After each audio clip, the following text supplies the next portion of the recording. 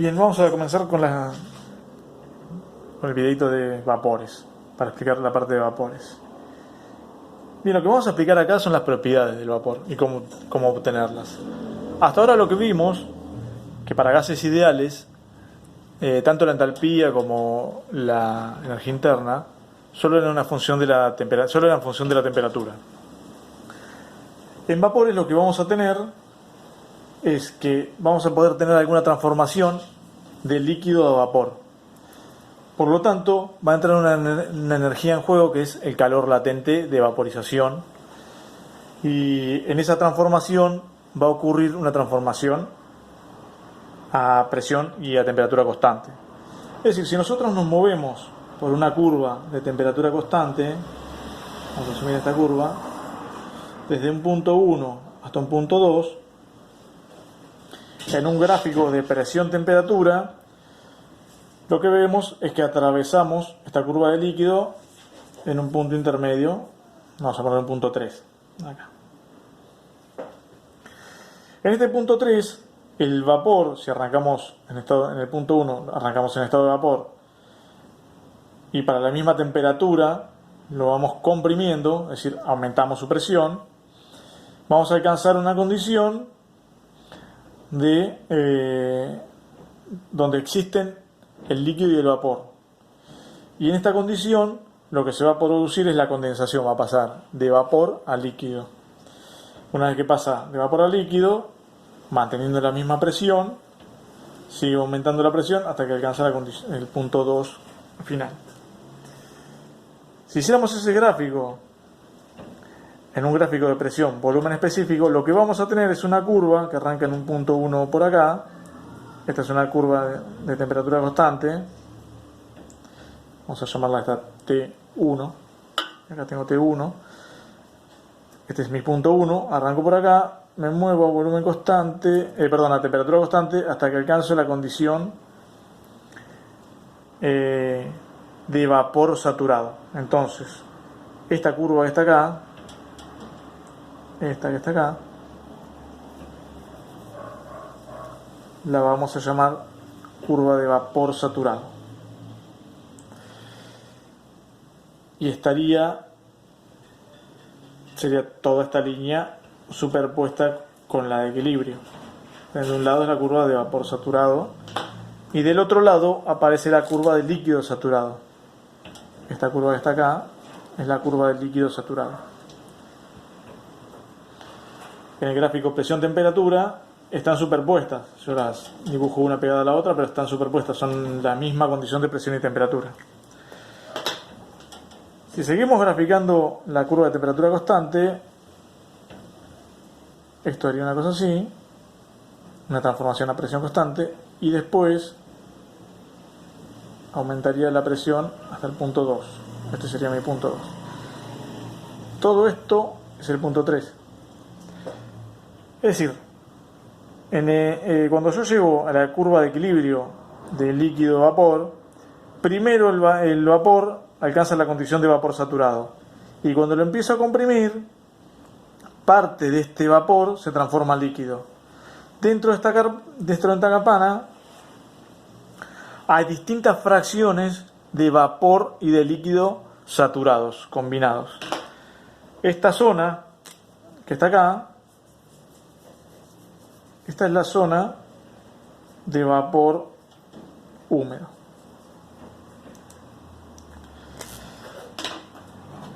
Entonces, cuando yo estoy en un estado de vapor, necesito tener algún parámetro de presión y temperatura, es decir, dos parámetros independientes para definir el estado. Lo mismo cuando estoy en un líquido. Necesito dos parámetros de presión y temperatura para definir dentro de este gráfico en qué punto estoy. Pero cuando estoy dentro de esta campana de vapor húmedo, para definir el estado, la presión y la temperatura no son independientes. Una ya es dependiente de la otra. Fíjense acá. Si yo tengo la temperatura definida, la presión ya es conocida. ¿Está bien? Ya va a estar determinada. Para esta temperatura, para la temperatura 1, ya conozco la presión donde se produce el equilibrio líquido y vapor. Entonces, dentro de esta campana, la presión y la temperatura no son dos parámetros independientes y no me pueden definir un estado. Entonces, si yo tengo, recurriendo a la regla de las fases de Gibbs, la regla de las fases de Gibbs dice que los grados de libertad de un sistema son el número de componentes del sistema, es decir, el número de sustancias puras que hay en ese sistema, menos el número de fases, más 2. Fíjense, si yo estoy en la parte de vapor o de líquido, tengo una fase y un componente, tanto para la parte de vapor como la de líquido. Tengo una fase y un componente, por lo tanto, acá tendría 2 grados de libertad. ¿Está bien? Dentro del vapor o dentro del líquido necesito conocer la presión y la temperatura, que son independientes, o la presión y el volumen específico, o la temperatura y el volumen específico, para definir el estado. Pero dentro de la campana de vapor húmedo, yo solo tengo un parámetro independiente, que es o la presión o la temperatura. El otro ya está definido. Entonces, para definir cuál es la proporción de líquido y vapor que tengo que definir una nueva variable.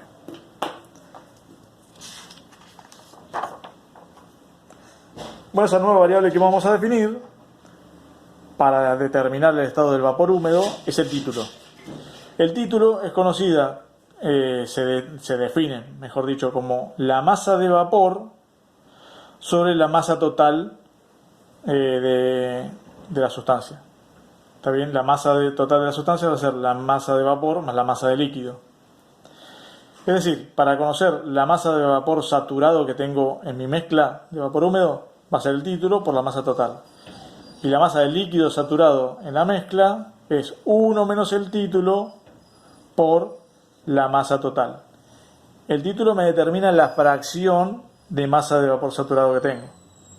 Por lo tanto, como es una fracción, el total es 1. Si le resto a 1 la fracción de vapor, me queda, esto va a ser la fracción del líquido saturado. Las propiedades del vapor húmedo se obtienen como la suma de las propiedades del líquido saturado y vapor saturado. Es decir, la forma más fácil de entenderla es el volumen específico. Si yo tengo un recipiente de vapor húmedo, yo tengo que sumar el volumen del líquido saturado más el volumen del vapor saturado. Entonces, para determinar el volumen específico del vapor húmedo, sumo la fracción que tengo del vapor saturado, va a ser el título por el vapor saturado, más la fracción del líquido saturado, que es 1 menos el título por el volumen específico del líquido saturado. Lo mismo hago para el resto de los parámetros. Hago la suma de las partes, tanto para la entalpía como para la entropía. Para el vapor sobrecalentado, bien, esto no lo definimos, ahora lo vamos a ver. Entonces, habíamos dicho que en esta curva tengo vapor saturado. En esta tengo líquido saturado. Entonces, esta zona que está acá, este es vapor sobrecalentado.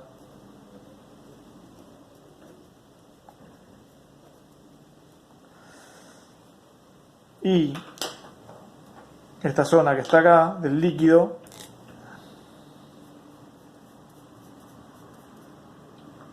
es líquido subenfriado o comprimido.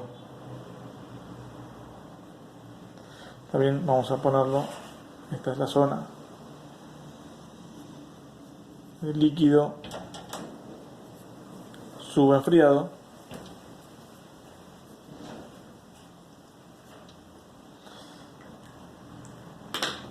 Y esta es la de vapor sobrecalentado.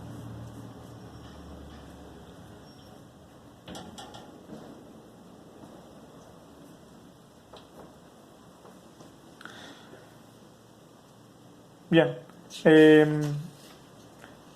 Entonces hemos dicho, para obtener las propiedades del vapor húmedo, lo que hago es tengo una mezcla de propiedades del vapor saturado y del líquido saturado, de la propiedad que sea. Bueno, ¿cómo hago para obtener esos parámetros? Tengo una tabla. Esta tabla es la tabla de vapor de agua saturado. ¿Está bien? En esta tabla de vapor de agua saturado lo que tengo son una columna con el valor de la presión y otra con la temperatura de saturación. Y acá tengo distintas columnas donde tengo volumen específico, tanto para el líquido como para el vapor, entalpía para el líquido y para el vapor, y entropía para el líquido y para el vapor. Es decir, si yo quiero conocer las propiedades, tengo que determinar la presión o la temperatura a la que estoy, y vengo y leo las propiedades en la fila que le corresponde. Para construir después las propiedades de vapor húmedo, tengo que conocer la proporción, tanto la proporción que tengo de masa de vapor sobre masa total, que es el título. Ahora, para la condición de vapor sobrecalentado, tengo que buscar los parámetros en la tabla de vapor sobrecalentado. Esta es la tabla de vapor sobrecalentado. En esta tabla yo tengo una columna, esta que es de presión, para distintos valores de presión, y otra columna que es para distintos valores de temperatura. Fíjense que acá aparece sin valores una parte. Bueno, ¿qué quiere decir? Que para que esta zona, está bien, estas zonas que no tienen valor serían las zonas de vapor húmedo. Por eso la tengo que determinar como las mezclas, las proporciones que tengo de vapores saturados y líquidos saturados en la mezcla. Pero en la parte de vapor sobrecalentado, también si yo estoy en esta zona, conociendo la presión y la temperatura, tengo definido un estado cualquiera. Entonces, con una presión conocida y una temperatura conocida, vengo y leo en este cuadrito los valores de,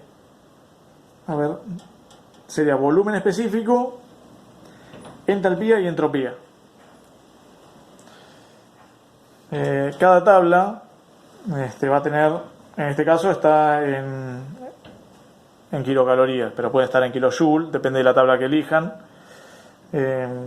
Puede estar distintas unidades. Es importante que usen siempre las mismas unidades y las tablas siempre tengan la referencia del cero, de la entropía y de la entalpía para la misma temperatura. ¿Está bien?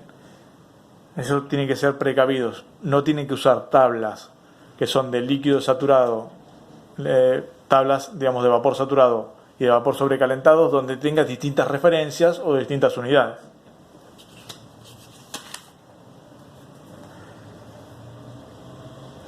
Bueno, algo muy importante que les quería resaltar es que el líquido subenfriado o comprimido, las propiedades se obtienen de la tabla de vapor saturado. ¿Qué significa? En realidad, el líquido subenfriado es líquido a una presión más alta que la del líquido saturado. ¿Está bien? Pero, por ejemplo, en la entalpía, yo tengo que la entalpía es la energía interna más P por B.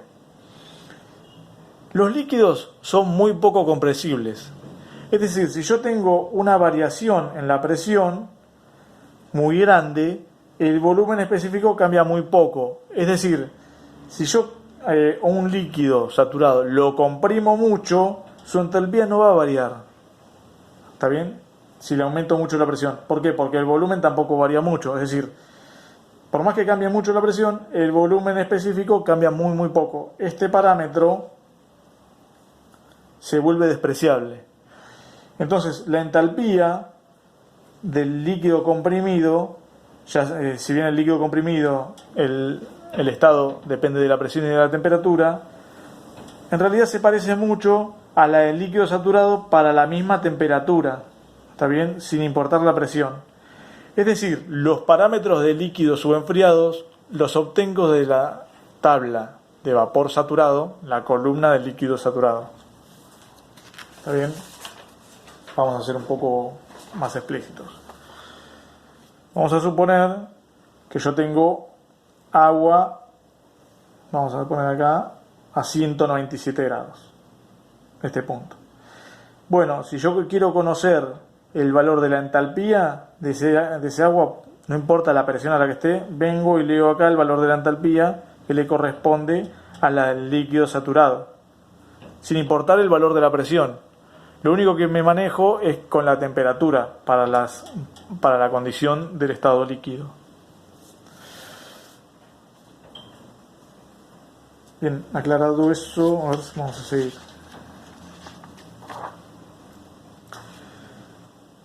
Bueno, van a encontrar en bibliografía que se usan mucho los diagramas entrópicos del vapor. Los más comunes son el de temperatura respecto a entropía y el de entalpía respecto a entropía. En estos diagramas van a haber distintas curvas. Esta es la campana del líquido de vapor, donde en el interior está el vapor húmedo. Y hay curvas donde tengo curvas de título constante que tienen más o menos esta forma. También arrancan de 1, la que está del lado del vapor saturado, 0,9, 0,8, 0,5 y hasta que es 0, donde es el líquido saturado. Después, acá hay algo bastante bueno para aclarar. Fíjese que la entalpía, las curvas de entalpía constante, hacen unas curvas así. Para valores de temperaturas, a medida digamos que me alejo de la curva de vapor saturado, también para valores de temperaturas más altas, la entalpía, estas curvas hacen una cosa así. A medida que aumento la temperatura, la entalpía se vuelve constante con la temperatura. Es decir, que en esta zona el vapor se comporta más parecido a un gas ideal. Es decir, que la entalpía solo es función de la temperatura. Y después hay otras curvas de presión constante que hacen esta curvita. También esta para el caso del gráfico temperatura del TS y este del HS. En el HS la presión, fíjense que dentro de la campana siempre se mantiene constante y cuando salgo de la campana empieza a subir un poquito.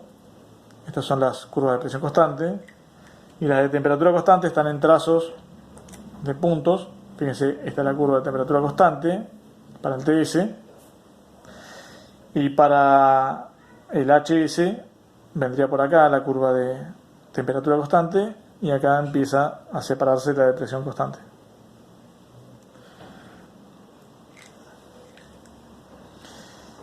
Estos son, tanto el TS como el HS, son los diagramas más comunes que se ven para el vapor de agua. Ya vamos a ver en ciclo de vapor, que se usan mucho para el vapor de agua. En refrigeración, que también es un proceso donde interviene el cambio de fases de un fluido dentro de un sistema de refrigeración, se usa mucho un diagrama que es de presión-entalpía. También en este diagrama de presión-entalpía es importante, se usa mucho así, porque las transformaciones dentro de un sistema de refrigeración se producen a dos presiones, una presión alta y una presión baja. Entonces dentro de estas curvas se hacen transformaciones a entropía constante o a entalpía constante. También hay varias curvas acá, por ejemplo una transformación a entalpía constante sería vertical y una a entropía constante seguiría estas curvas así. También esta zona que está acá es la de vapor sobrecalentado y esta es la de vapor húmedo.